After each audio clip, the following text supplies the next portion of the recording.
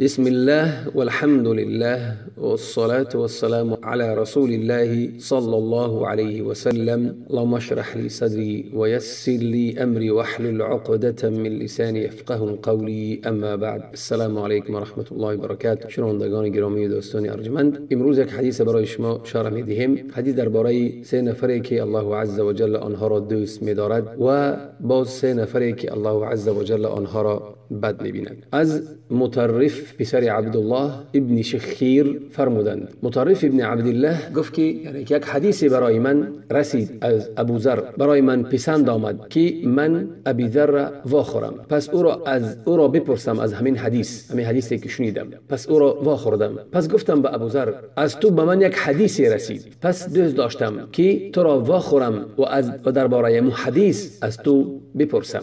ابی ذر چی گفت؟ گفت که قد لقیت فاسأل، هر آینه با من واخوردی پس بپرس. قال فقلت بلغنی انک تقول، پس گفتم که به من رسید که تو میگویی. مطرف میگوید که تو گفتی که تو شنیدی از رسول اکرم صلی الله علیه و سلم که رسول اکرم میفرماید سه نفری که الله عز و جل آنها را دوست می‌دارد و سه نفری که الله عز و جل آنها را بد می‌بیند. ابو ذر گفت بله. پس گفت بله، یعنی چه چیز مرا مجبور میکند که من دروغ گویم به خلیلم رسول اکرم صلی الله علیه و سلم؟ سه بار تکرار کرد. پس مطرف گفت کیان همان سه نفری که الله عز و جل آنها را دوست می‌دارد؟ ابو ذر گفت مردی به نبرد، به جنگ، به میدان برآمد در راه الله بر ضد دشمنان، همچون مجاهد و همچون محتسب. ای محتسب اجری جهاد خود را از الله منتظر بود، نه از یگان کسی دیگر، یعنی برای الله در راه الله جهاد برآمده بود. پس در جهاد با کافران بجنگید حتی که کشته شد، در میدان معرکه کشته شد. و ابو ذر گفت که شما همین در کتاب الله پیدا میکنید، چون که الله میگوید ان الله يحب الذين يقاتلون في سبيله صفا. سوره صف 4 آیه. الله میگوید که الله کسانی را دوست می‌دارد که صف بسته، یعنی که یک صف در راه او پیکار میکنند، میجنگند، چنان که گویا بینایی بسیار مستحکمی از سرب هستند. و دوم نفری، ابو ذر میگه دوم نفر مردی در همسایگیش یک مرد دیگری است که او را اذیت میدهد، یعنی همسایش او را، مردی که همسایش او را اذیت میدهد، پس به اذیت و شکنجه همسایش صبر میکند، صبر میورزد و همون صبر اجرش از الله منتظر است. هم صبری که میند برای اذیت دادن همسایش و که شکنجه همسایش، اجر او را از الله منتظر است، صبر میکند تا آنی که الله برای او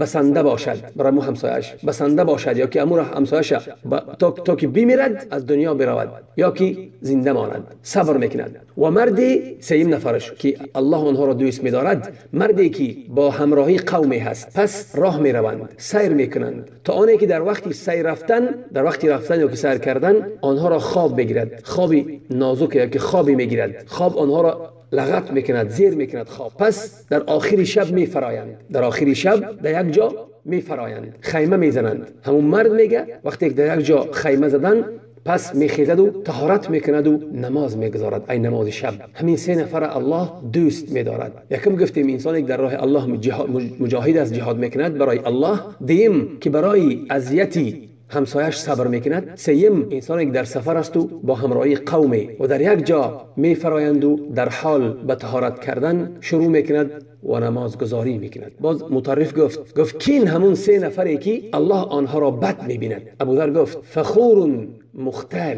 گفت انسانی کی است؟ گفت یک انسانی که مغرور است و فخر میورزد، و انسان متکبر و انسان خودپسند، این الله بد میبیند. و شما همین نمود را در کتاب الله پیدا میکنید، چون که الله عز و جل میگوید ان الله لا يحب كل مختال فخور. سوره لقمان 18 آیه. الله میگوید هر آینه الله هیچ خودپسند، مغرور، متکبر را دوست نمی دارد. دوم نفر انسانی بخیل، منان. بخیل همه میدونم بخیل کیست، و انسانی بخیل هم بخیل است و هم منان است. وقتی که یک چیز به یک کس میدهد، او را منت در پیش مردم منت میکند. یعنی بخیل و هم منان است. مردی که هم بخیل و هم منان است، الله او را بد میبیند، در خشم و غضب الله جایگیر است. علاوه بر بخیلیش باز مردم منت میکند. والبیاع الحلاف، فروشنده‌ای که بسیار قسم میخورد، یعنی که مال خود را به چی میفروشد؟ به قسم خوری میفروشد.